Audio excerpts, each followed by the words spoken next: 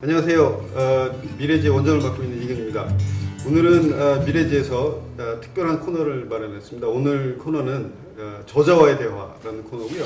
오늘 우리가 보고자 하는 책은 바로 이 책입니다. 정치의 몰락이라는 책이고, 민컨설팅의 박성민 대표님께서 강양구 프레시안 기자하고 대담하는 형식으로 작성이 된 책인데, 오늘 그 민컨설팅의 박성민 대표를 직접 모셨습니다. 일단 정치의 몰락이라는 책은 제가 끝에 조금 남겨놓고 해보는 건데, 읽어보니까 제가 굉장히 좋아하는 종류의 책이에요. 왜냐하면 이 대부분의 이런 책들이 사람들한테 막 지식을 전달하려고 하는 책들이 많은데, 이 책은 사람을 굉장히 생각하게 만드는 책. 그러니까 사실 한국에는 이렇게 생각을 많이 하게 하는 책들은 많지가 않은데, 굉장히 아주 주요한 개념들을 제시를 하면서 아주 생각을 많이 하게 한다는 점에서 정말 그 일독을 권하고 싶은 굉장히 좋은 책이라고 생각합니다. 이 제목에 대한 얘기를 좀 하면, 정치의 몰락이라는 제목을 제가 잡았는데, 그 파울로 코엘류의 소설 보면 그 베로니카 죽기로 결심하다라는 소설이 있어요. 이 베로니카가 슬로베니아 여자인데, 하여튼 그 책 내용을 제가 더 설명할 수는 없고, 하여튼 여자가 이제 자살을 하기로 결심합니다. 그래서 이제 수면제를 4통이나 먹어요. 여기 나오는 내용이군요. 그때 먹었죠. 하나씩 먹고 해서 죽는데, 결국 죽지 못하고 실패해갖고 이제 깨어납니다. 정신병원에 이제 실려가요. 살아났는데 정신병원장이 당신은 이제 운 좋게 살아났지만 며칠 못 살고 제 기억으로는 한 일주일 정도 뒤에 결국 죽을 거다 이렇게 얘기를 해요. 그 여자가 살아있을 때는 죽고 싶어서 자살을 기도했는데 죽는다 그러니까 내가 이제 죽는구나 이러니까 삶의 의지가 이제 살아나는 거예요. 다시 보이고 결국 이제 죽지 않는데 이 병원장은 사실 알고 있었죠. 여자가 안 죽는다는 거. 다만 한 번 자살을 기도한 사람에게 어떻게 말하는 것이 삶의 그 생의 의지를 북돋아 주는 거냐. 그거에 대한 자기가 이제 자기 나름대로의 그 이론을 한번 이제 실험해 본 거죠. 그러니까 정치의 몰락이라는 건 그런 면에서 죽지는 죽지 않는다. 그 얘기를 좀 하고 싶어. 이런 얘기를 자꾸만 해야 사람들이 진짜 정치에 대해서 좀 관심도 갖고 그러지 않을까. 그런 뜻이죠. 아주 진짜 적절한 제목인 것 같습니다. 이 처음에 이 첫 챕터를 넘기기 시작하면 나오는 이제 개념이 소위 말하는 자판기 커피 세대하고 그다음에 에스프레소 세대하고 했나요? 그 이제 새로운 세대의 등장 아니면 패러다임의 변화, 여기 패러다임의 변화를 얘기를 많이 하시지만 거기서부터 한번 시작을 해보죠. 또. 근데 이 책의 시작은 작년도 10월 26일에 있었던 서울시장 선거 아닙니까? 그게 이제 역사적으로 보면 무소속의 박원순 후보가 제1야당도 경선에서 이기고 집권당 후보도 본선에서 이겨요. 이거는 아주 역사적인 사건 아닙니까? 그렇죠. 그러니까 어떻게 그런 일이 있을 수 있었는지 이제 그걸 우리가 좀 주목해 본 거죠. 잘 아시겠지만 87년도에 노태우 대통령은 다수당의 다수파라 대통령 된 거 아닙니까? 그 5년 뒤인 92년도에 김영삼 대통령은 다수당의 소수파였고 그 5년 뒤인 1997년 김대중 대통령은 보수당의 다수파였고 그 5년 뒤인 노무현 대통령은 2000년대 놀랍게도 소수당의 소수파였지 않습니까? 그렇죠. 소수당의 소수파가 대통령 된다는 거는 기존 정치학 교과서에 없는 얘기 아닙니까? 그런데 지금 놀랍게도 안철수, 박원순 이런 분들은 그냥 개인이죠, 개인. 그런데 기성정당들을 다 흔들어 놓고 있는 겁니다. 그것을 보면서 옛날의 패러다임에서 우리가 중요했던 조직. 사람이 유명해지려면 사람들이 이렇게 다니면서 말로 설명해주고 다녀야 되는 거 아니에요? 그렇죠. 인터넷과 휴대전화가 나오기 전이라고 생각해보면 결국 사람들이 다니면서 말로 전해야 되니까 조직이 굉장히 중요한 거죠. 그러니까 옛날에 정치가들은 정당의 대표가 돼서 공조직을 장악하는 것도 중요하고 또 사조직도 따로 만들지 않습니까? 두 번째는 이제 언론이 굉장히 중요하죠. 종이신문이 어떻게 써주느냐, 그러니까 누구누구 장학생 이런 얘기들이 있지 않습니까?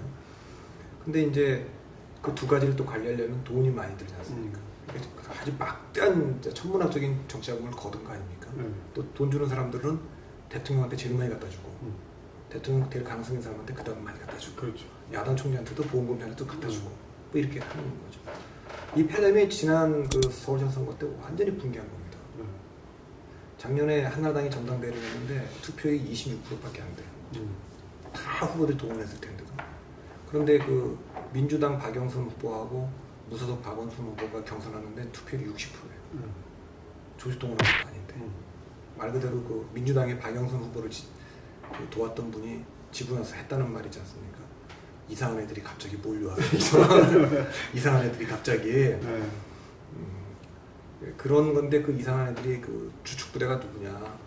기성 언론이 아니라 SNS의 영향을 받는 젊은이들이죠. 그 20대부터 40대, 물론 50대도 있습니다만 그 사람들을 제가 이제 좀 표현할 때 이거 저도 이제 이게 에스프레소 커피 지금 마시면서 얘기하고 있는데 최근에 우리나라의 그 에스프레소 커피 전문점의 확산 속도라는 건 놀랍지 않습니까? 그럼요. 예, 그러니까 지금 그 새누리당 옛날에 한나라당을 지지하는 50대 이상의 분들을 제가 좀 상징적으로 그 세대를 뭐라고 표현할까 하다가 그냥 자판기 세대. 자판기 그러면 항상 다 좋아하고 얼마나 대단한 인기가 있었습니까? 길거리마다 쫙 입고 그랬는데 지금은 이게 좀 아저씨 냄새가 나요, 그죠? 요즘 애물단지가 돼서 잘 안 그런 걸 좀 표현하고 싶죠. 그러니까 에스프레소 세대라는 거는 뭔가 이렇게 정치에 대한 어떤 태도라든가 본인의 삶의 태도라든가 굉장히 좀 쿨한 느낌이 그렇죠. 나는. 뒤에 보면 뭐 이제 강남성이라는 얘기가 나오는데 이제 그런 세대를 얘기를 하는 모양이네요. 그죠? 그러니까 그건 두 개가 있는 것 같아요. 그러니까 우선 글로벌하다는 거예요. 자판기 커피는 뭐 그 외국에도 조금씩 나간다 그러긴 하는데 대체로 그건 대한민국 안에서 소비되는 거거든요. 한국 사람들이 좋아하는 커피죠. 그렇죠. 설탕과 프리미의 이 믹스 비율이 있잖아요. 근데 이게 아메리카노 에스프레소 커피라는 건 전 세계 어디 가나 이게 공통된 겁니다. 스타벅스나 뭐 그러니까 적어도 제가 그 표현을 쓸 때 생각했던 거는 뭐냐면 하나 이 젊은 친구들은 기본적인 사고가 글로벌하게 움직인다. 두 번째는 요즘 부모들은 젊은 사람들한테 이런 게 있는 것 같아요. 야, 네가 커서 뭐 좌파를 해도 좋고 우파를 해도 좋다. 근데 강북좌파, 강북우파 하지 말고 강남좌파, 강남좌파나 강남우파 해라. 강남우파. 예를 들면은 뭐 강남좌파 그러면 예를 조국, 서울대 조국 교수, 강남우파 그러면은 뭐 홍정호 의원 같은 뭐 일단 성공하고 그게 기본 베이스죠. 그렇죠. 그런 게 좀 있는 것 같아요. 그러니까 그 진중권 교수가 경비행기 모으는 게 그 취미라고 얘기하잖아요. 그게 뭐 1990년대만 같아도 그러면 좌파하고 살 수 있겠어 이 땅에서. 좌파가 이쪽 비행기 몰고 다닌다고. 본인이 요즘은 아주 쿨한 취미. 돈이 많이 안 든다 그러더라고요. 그래서 이 그 에스프레소 세대라는 그 새로운 세대 등장을 얘기를 하셨는데 항상 근데 우리 좀 박성민 대표께서는 이 데이터에 근거해서 이제 분석을 하니까 근데 이 새로운 세대 소위 말하는 무당파 이런 건 항상 있어 왔다. 그런데 이번 세대가 과연 과거에 있었던 그런 무당파라든가 이게 중간지대 세대하고 진짜 다른 것인가에 대해서도 또 좀 이 안에서 분석을 하신 것 같은데 뭐 보보스 얘기도 하시고 그죠? 보보스만 하더라도 새로운 이제 하나의 클래스로 우리가 볼 수가 있는데 얘네들이 과연 그런 에스프레소 세대가 뭐 그런 굉장히 다른 애들인지 아니면 데이터상으로 봤을 때는 과거와 별 차이가 없는 건지. 그거는 참 이렇게 딱 얘기하기 쉽지 않은 것 같아요. 어쨌든 정치의 몰락과 관련해서 정치의 몰락이라고 우리가 얘기할 때는 정치인의 몰락이고 정당의 몰락이고 정치 제도의 몰락이고 정치 철학의 몰락이고 이러지 않겠습니까? 그렇죠. 근데 뭐 정치의 몰락을 한마디로 표현해 보라 이렇게 얘기를 하면 정치의 위상이 옛날 같지는 않잖아요. 우리 어릴 때는 다 세상은 다 정치, 경제, 사회, 문화 이런 느낌에 분류했지. 그렇죠. 항상 정치가 먼저 있는 거 아닙니까? 근데 지금은 제가 보기에 경제가 맨 앞인지 문화가 맨 앞인지 모르겠어요. 근데 정치가 맨 앞은 아닌 것 같아요. 물론 지금도 사람들은 정치, 경제, 사회, 문화 이렇게 분류하긴 하지만 그건 그냥 뭐 관성으로 그렇게 하는 것이고 좀 달라진 것 같아요. 1987년 대통령 선거 유세 때 여의도 공원에 뭐 한 100만, 150만씩 모인 거 아닙니까? 그것도 후보 한 명당 다 그렇게씩 모았어요. 그렇죠. 보라매 공원도 그렇게 모이고 그렇게 했는데 지금 뭐 그렇게 대통령 후보 나와서 연설한다고 해도 10,000명 모이겠습니까? 안 모이죠.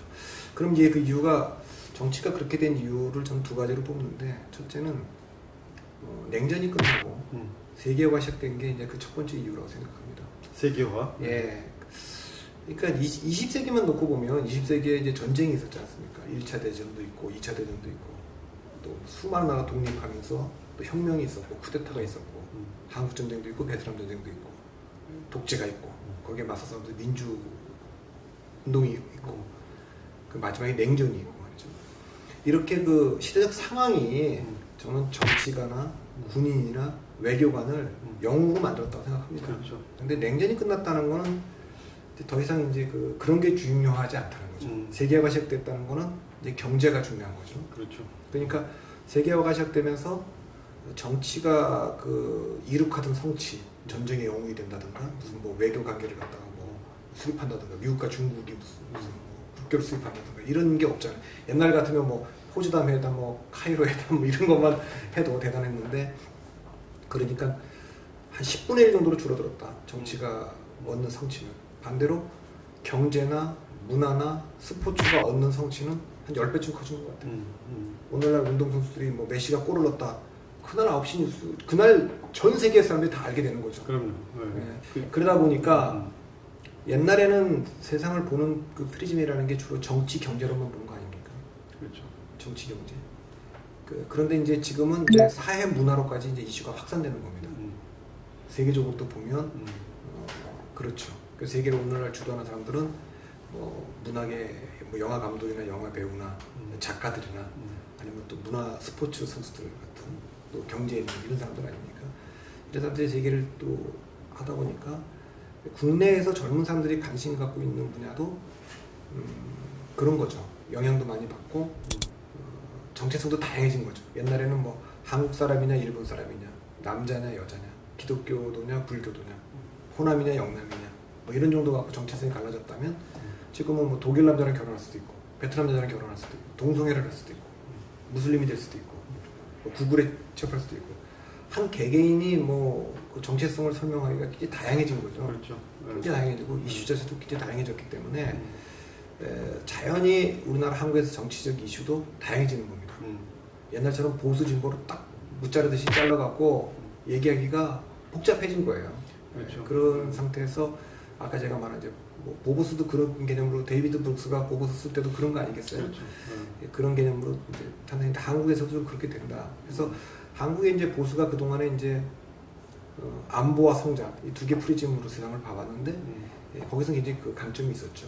근데 이슈가 자연스럽게 사회적 이슈와 문화적 이슈로 넘어가니까 최근에 사회적 이슈라는 게 뭐 비정규직의 문제라든가 등록금의 문제라든가 급식의 문제라든가 뭐 여러 가지 이런 문제로 오니까 좀 취약해지는 거예요. 특히 문화 쪽으로는 더 취약해지고. 그러니까 그런 점을 조금 얘기하고 싶었습니다.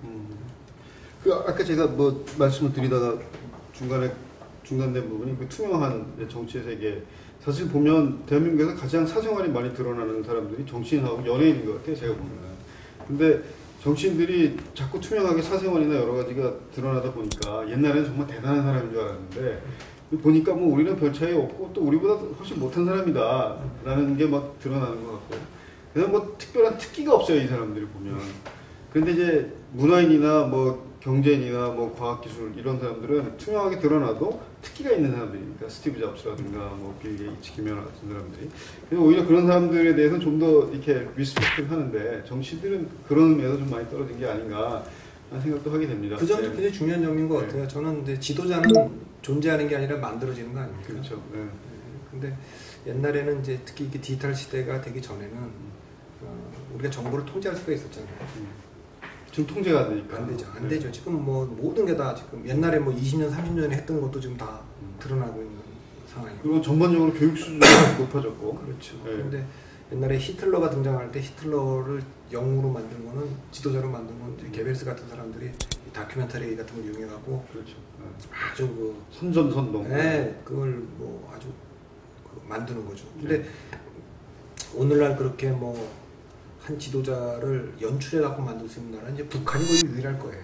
북한은 뭐 그런 연출 기법, 연출 경험도 많고 연기 경험도 많잖아요. 그냥 웅장하게 촥. 근데 대부분의 나라에서 정치 지도자들은 이제 다 공개가 되지 않습니까? 그렇죠. 그러니까 이제 완전히 우리 땅에 내려와서 우리 옆에서 다 볼 수 있는 보통의 사람들처럼 되니까 굉장히 좀 쉽지 않죠. 그럼 지금 방금 전에 말씀하신 내용이 이제 너무 사회나 문화나 이런 것들이 다양해지고 사람들의 정체성도 다양해지니까 이 정치를 명확하게 구분하기 어려워졌다. 그러면서 제일 먼저 지적하신 부분이 일단 보수가 먼저 무너지기 시작했다. 그러면서 보수의 7가지 기둥이 무너졌다고 말씀하셨는데 거기에 대해서 좀 잠깐 말씀해 주시죠. 좀 쉽게 설명을 하면 예를 들면 보수 진보란 말은 사실 제가 썩 좋아하는 그 세상 분류법은 아닙니다. 이제 편의상 얘기를 하는데 정치적으로 좀 정확한 표현은 전에 같으면 이제 한나라당 대 반한나라당. 그러니까 뭐 무슨 일이 있어도 한나라당만 찍는 사람들이 있어요. 옛날에 1번 찍는 분들 있죠. 저는 우리나라에 한 38% 정도 대선 기준으로 있다고 저는 38선 그때 맞아요. 있다고 좀 봅니다. 그게 이제 그 총선에서도 드러난 거죠. 반한나라당이라는 건 한 번도 한나라당을 찍지 않았고 앞으로도 안 찍을 것 같은 분들. 되게 한 35%쯤 있는 것 같아요. 근데 이제 이렇게 그 보수가 좀 세진 이유는 1990년에 이제 그 3당 합당이라는 게 있었지 않습니까? 그게 충청권은 떨어져 나갔지만 TK하고 PK의 그 연합 결합이 아직까지 유지가 되고 있는 거죠. 그렇죠. 영남에서. 네. 그러니까 이제 그게 기본적으로 좀 있는 겁니다. 있는데 보수와 진보도 일종의 뭐 선거를 통해서 권력을 다투는 거라면 선거라는 건 대체로 보면 스포츠와 전쟁 중간쯤 어디인가에 있을 거예요. 네, 룰은 이게 선거처럼 돼 있는데, 스포츠처럼 돼 있는데 심리적 상태는 전쟁 상태인 거죠. 전쟁 상태죠. 네. 그러면 선거든지 스포츠든지 전쟁이든지 이걸 가르는 요소는 세 가지입니다. 하나는 전력, 두 번째는 전략, 세 번째는 정신력. 그거 외에 한 가지 요소가 더 있다면 이제 돌발 상황입니다. 근데 이 돌발 상황 빼놓고 세 가지를 놓고 보면 지금까지 한 60여 년간 대한민국은 그 보수가 전력상 우위를 보여왔던 사회예요. 그렇죠. 1997년에 그 김대중 대통령이 당선됐는데 그리고 2000년대에 노무현 대통령이 당선됐잖아요. 근데 그때는 제가 보기에는 전력상으로는 보수가 우위였던 시대라고 저는 봅니다. 그러니까 이제 노무현 대통령도 당선되고 나서 이건 기적이고 의외의 결과다. 근데 그때 보시면 근데 전략성이 이긴 거죠. DJ 같은 경우도 혼자 안 되니까 전혀 정적인 우리 이질적인 JP를 김종필 씨를 끌어들인 거 아닙니까? 그렇죠. 2000년대 노무현도 정몽준하고 후보 단일화를 한 거 아닙니까? 전력이 약하니까 전략으로 극복한 건데 이해창 씨는 그 이후에 아무것도 안 한 거죠. 그렇죠. 이인자가 나가는 것도 못 막고 저쪽은 플러스를 하는데 이쪽은 뭐 뺄셈을 한 거니까 그랬던 거라고 보면 지금은 저는 전력상 보수 진보 어디가 우위다 이렇게 얘기하기 어렵다고 봐요. 이번 총선 결과를 보면 전국의 그 정당 그 득표율 또 후보 득표율을 보면 거의 5대5로 나온 거 아닙니까? 무엇보다도 2000년도하고 1997년도에 진보파 후보가 집권하려면 이질적인 보수파 후보들하고 연대했어야 돼요. 그리고 정몽준이든 뭐 김종필이든. 근데 지금은 그렇게까지 이질적이지 않은 사람들하고 손잡아도 한번 해볼 만하다는 거 아닙니까? 그렇죠. 그러니까 전력상으로는 많이 이제 비등해졌고 그것은 그래서 그동안 우리나라의 보수를 지탱하던 이제 7가지 기둥 얘기를 제가 여기다 좀 써놨는데 뭐 지식인 그룹들. 근데 오늘날 뭐 담론을 주도하는 사람들 중에는 보수 학자들이 별로 없고 오히려 진보하는 사람들이 책도 많이 팔리고 그 사람들이 이제 주로 이제 그 여론 시장을 주도하죠. 그렇죠. 두 번째도 언론도 많이 언론 환경도 바뀐 거 아닙니까? 그렇죠. 요즘도 뭐 조중동 프레임이다 막 자꾸만 이렇게 비판들 하지만 옛날 같지 않죠 위력이. 옛날 같지 않죠. SNS 같은 것들도 있고요. 낙곱수가 더 센지 사실 그것도 잘 모르는 상황이 됐고. 세 번째는 이제 그 종교적으로 보면 이제 보수 기독교도 사실 굉장히 한국에 독특하게 보수의 그 지지 기반이었는데 최근에 많이 좀 이제 신뢰를 좀 잃었죠. 네 번째는 이제 문화. 요즘 뭐 작가들이나 뭐 PD들이나 감독들, 심지어는 개그맨들까지도 다 그 진보연하죠. 그럴 수밖에 없는 게 진보여서 이 사람들이 영향을 받은 건지 대중들이 그래서 쫓아간 건지 모르겠지만 어쨌든 그렇게 돼 있고 기업들, 기업에 대한 신뢰도나 뭐 이런 것도 굉장히 많이 떨어지는 거 아닙니까? 국가 권력기관, 그 다음에 정당 이런 7가지 기둥들이 지금 다 옛날 같지는 않죠. 그렇죠. 많이 약해지고 있고 그래서 전체적으로 보면 보수하고 진보가 좀 전략적 대치로 들어가고 있는 거 아니냐 그런 정도로는 보고 있어요. 어디가 우위다 이렇게는 제가 정신력의 면에서는 어떻습니까? 아까 뭐 세 번째 요소로 정신력을 이제 그 비슷한 것 같아요. 비슷해요. 네, 되게 정신력이라는 거는 정권을 빼앗긴 쪽이 야당이 조금 이제 그 투표하려는 의지, 분열을 막으려는 의지가 좀 셉니다. 그런데 그 최근에 이렇게 저희가 선거 때 조사를 해보면 여당이나 야당이나 투표장에 가려고 하는 의지가 비슷해요. 그리고 나이 드신 분들, 60대 이상 되신 분들은 여전히 투표장에 가려고 하는 의지가 있고요. 젊은 사람들도 전에보다 세져서 투표장이 실제로 많이 나옵니다. 2010년 지방선거 이후부터는 많이 나오고 있고, 그 다음에 또 분열을 막으려고 하는 의지들도 양쪽 다 비슷한 것 같아요. 그래서 그것은 이제 왜냐하면 야당 쪽에서는 정권 한번 뺏겼으니까 다시 찾아와야겠다 이런 게 있고요. 여당은 10년 야당하다 이제 5년 했는데 한 번은 더 해야 되는 거 아니냐, 이제 그런 게 좀 있어서 또 그리고 보수 측 유권자들은 보면 좀 걱정이 좀 많은 거죠. 이 진보파들의 주장과 행동에 대해서 60대 이상 되신 분들 우려가 많죠. 그렇죠. 그러니까 아무래도 투표장에 더 가려고 하는, 이번 총선 때도 그런 게 좀 보였죠. 그러면 전력하고 정신력이 거의 비등하다면 승부를 짓는 거는 전략이라고 하는데, 보죠. 근데 전력이 어디가 더 우위에 있느냐를 지금 판단하기는 좀 어려운가요? 그러니까 그게 지난 총선 때는 적어도 반새누리당 쪽이 전략적으로 실패했죠. 그건 확실했습니다. 그렇다고 해서 꼭 대선에서도 역시 실패할 거라는 그건 얘기할 수 없죠. 얘기할 수 전혀 없죠. 얘기할 수 없어요. 이게 뭐 창조적인 것들이니까. 그건 지금 그 예측한다는 것 자체가 거짓말이에요. 운 좋게 무슨 총선의 결과라든가 대선의 결과를 둘 중에 하나니까 어디가 이긴다 이거 맞출 수 있겠지만 그건 거짓말이죠. 왜냐하면 실제로는 굉장히 다양한 변수들이 있는 겁니다. 그러니까 예측대로 되는 건 아닙니다. 어디가 전력상 우위라고 해도 그 다음날 실제 현장에서 정신력과 그다음에 그 컨디션 뭐 여러 가지가 있지 않아요. 전략 운영 이런서 실패하면 지는 거죠. 그러니까 지금 상황은 딱 그 정도 상황이라고 봅니다.